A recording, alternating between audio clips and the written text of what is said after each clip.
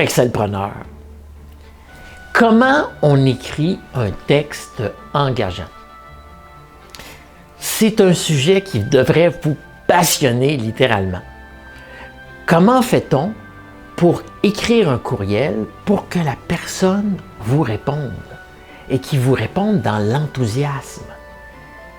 C'est un sujet super intéressant pour vous parce que sans doute que vous avez envoyé des dizaines de courriels à des destinataires et pas de réponse. Ou des réponses platoniques ou des choses qui n'ont aucun intérêt pour vous. Alors aujourd'hui, ce qu'on va voir, c'est comment écrire un courriel pour que tout fonctionne pour le mieux. Alors voyons maintenant les 3 éléments importants. Le premier élément, c'est le statut social. C'est-à-dire que si vous indiquez à votre interlocuteur, à votre destinataire, qu'il est important, que son jugement est important, et ainsi de suite, vous rehaussez son statut social. Et donc, il a tendance à apprécier ça particulièrement. Supposons qu'un premier ministre, un exemple comme ça, un premier ministre communique avec vous en disant qu'il a besoin de votre expertise pour analyser un dossier. Comment allez-vous réagir? Eh bien, vous allez probablement réagir dans l'enthousiasme parce que recevoir une communication du premier ministre, ça rehausse votre statut social. Deuxième élément, donc, l'économie d'énergie. Okay. Si vous demandez à votre interlocuteur un gros travail, un travail important, les chances qu'il vous réponde positivement sont faibles. Par contre, si vous indiquez que votre demande est sans effort, prend peu de temps, des choses comme ça, alors à ce moment-là, la réponse peut venir de façon plus naturelle. Comme par exemple, si le premier ministre, encore lui, il est toujours après vous. C'est le même, hein? Il est toujours après vous.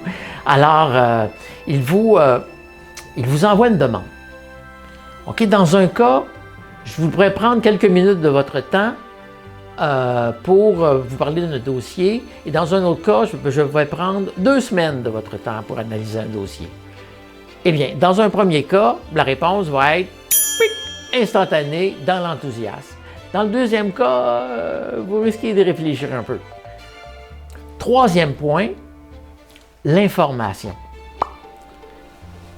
Si vous permettez à votre destinataire d'obtenir de l'information exclusive, quelque chose d'unique, cet élément d'information-là va pousser l'interlocuteur à accepter, à s'engager auprès de vous. On recherche tellement d'informations. Imaginez-vous si vous perdez votre cellulaire. OK? Quel drame! Parce que vous allez perdre de l'information, vous ne pourrez pas accéder à de l'information et ainsi de suite. Alors, supposons que le premier ministre, et oui, il est encore après vous, c'est comme ça. OK? Le premier ministre vous dit: j'aimerais que vous consultiez, je voudrais vous envoyer un dossier secret pour que vous puissiez l'analyser et me dire qu'est-ce que vous en pensez. Alors là, la réponse positive dans l'enthousiasme le plus total risque d'arriver parce qu'en plus de vous offrir de l'information de première qualité, bien, ça va également augmenter votre statut social parce que vous allez accéder à quelque chose de secret. Donc, nous avons 3 éléments ici, OK, à retenir: l'élément de statut social, l'élément d'économie d'énergie et l'élément d'information. Okay. Maintenant, regardons un petit peu vos titres de courriel. Allez chercher le titre de courriel pour quelque chose que vous avez demandé à quelqu'un dernièrement. Le dernier. Compliquez-vous pas la vie. Vous avez fait une demande à quelqu'un pour dire: j'aimerais avoir telle ou telle chose. OK? Regardez ce titre. Est-ce qu'il y a un des 3 facteurs d'engagement dans celui-ci? Si ce n'est pas le cas, est-ce que la personne a répondu? Est-ce qu'elle a fait ce que vous demandiez? Maintenant, prenez ce même titre et ajoutez un des facteurs d'engagement. Et, si vous voulez bien, mettez en commentaire votre titre original et le titre modifié.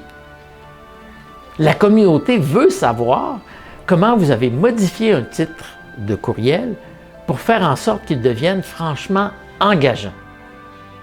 Je vous rappelle que je lis tous les commentaires et que je réponds à plusieurs de ceux-ci chaque jour.